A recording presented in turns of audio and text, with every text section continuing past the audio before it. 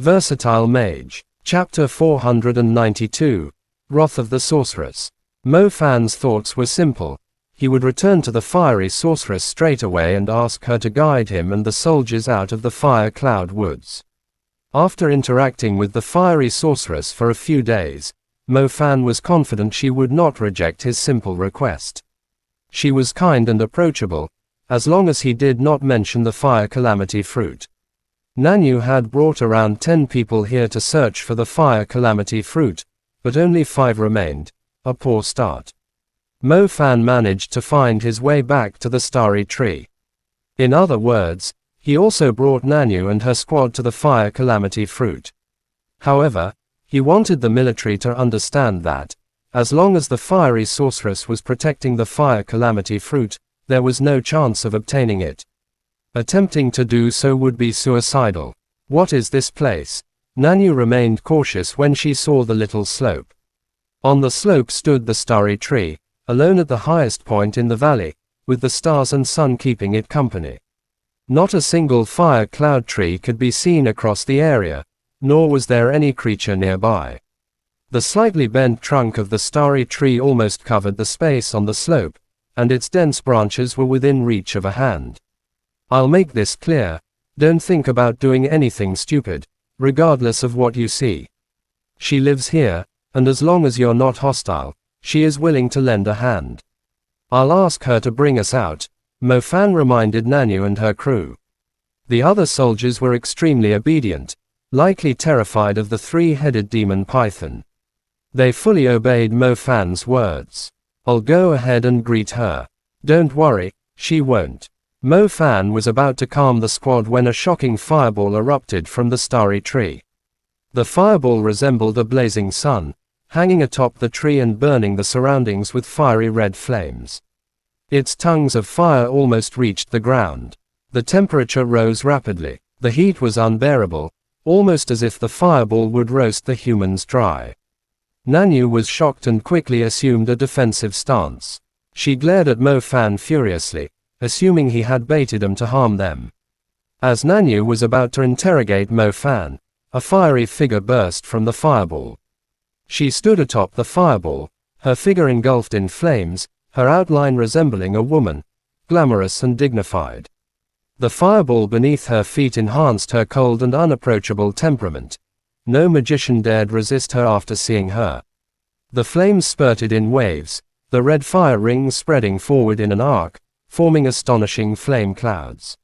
Looking up, the furious, scorching flames almost set the entire sky ablaze, like an apocalyptic scene.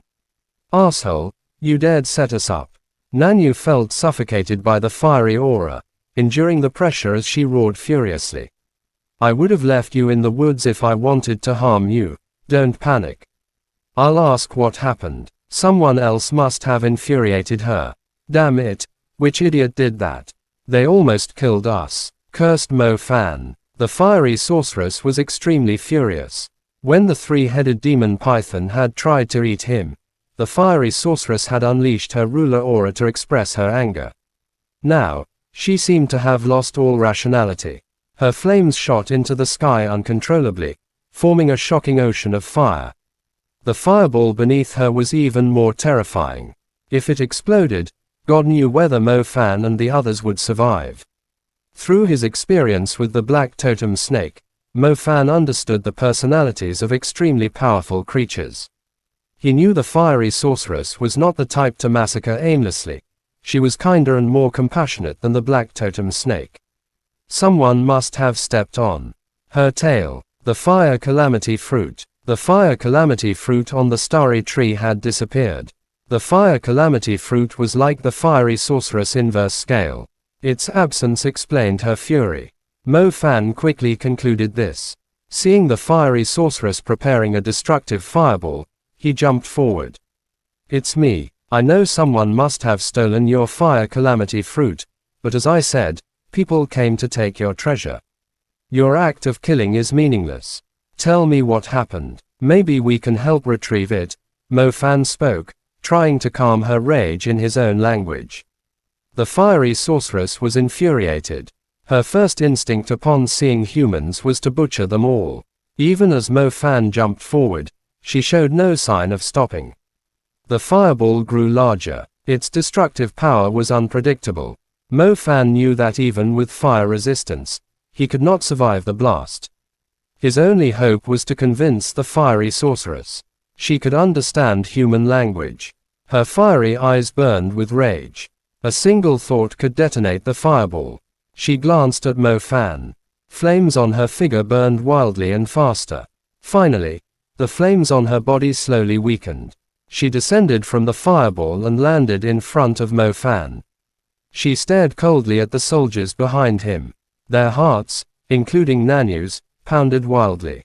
They did not dare move a finger, let alone resist.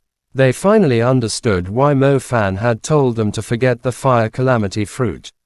Its guardian was too terrifying, practically the ruler of the burning valley. Tell me what happened, Mo Fan asked sternly, keeping calm. The fiery sorceress did not interact with him. She realized these people were not the ones who had stolen the fire calamity fruit. She glanced westward before flying into the distance. Mo Fan was about to speak when he shockingly discovered a dark blue spike with an icy aura stuck in the fiery sorceress' back. The spike had nearly pierced her body. It had penetrated deeply. It was obvious the icy spike was specifically prepared for the fiery sorceress. The chill suppressed her flame, spreading across her body. Ice poison. The icy spike must have been a magician's equipment. Since it had pierced her back, it was clearly a surprise attack. Chapter end. Please guys like, comment, share, and subscribe.